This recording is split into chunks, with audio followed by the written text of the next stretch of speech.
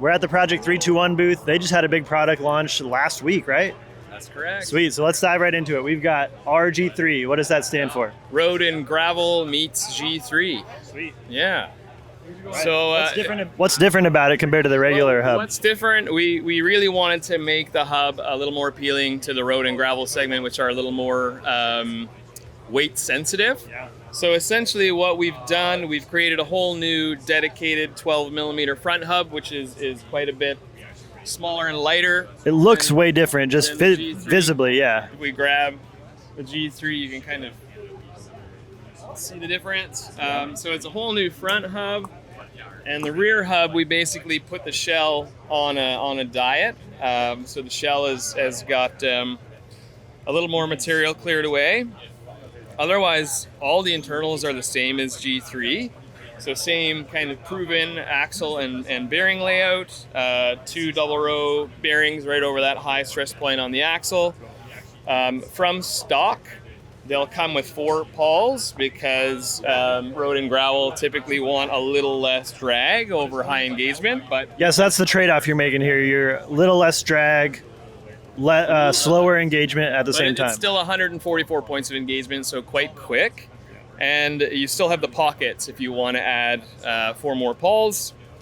And we do sell a kit which has the 6-lock rotor mount if you want to go 6-bolt and the 4 pawls for a pretty good deal.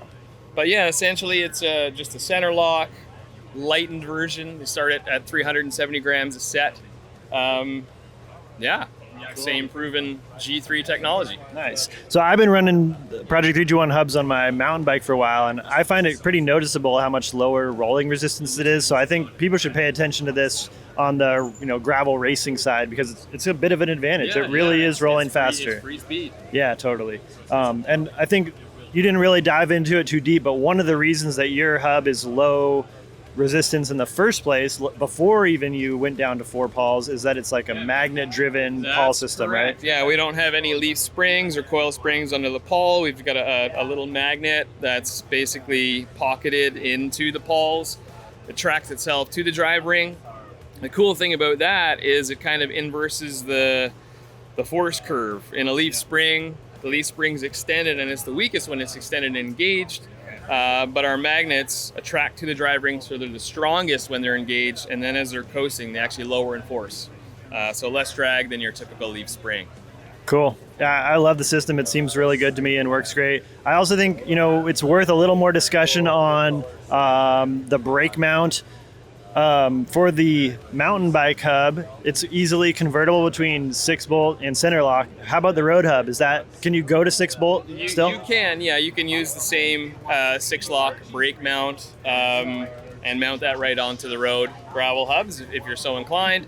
It's also a great system for redundancy. If you're traveling and you manage to bend a rotor or forget anything, it'll allow you to mount up basically any rotor, 6-bolt or center lock, to your hubs. Sweet. Thanks for talking to us. I think this stuff is super cool. It doesn't get enough attention. And the colors on these pop so good. They have like very unique colors, so check them out. If you want to try Project 321 hubs on your own bike, ask your local bike shop. Tell them BTI sent you.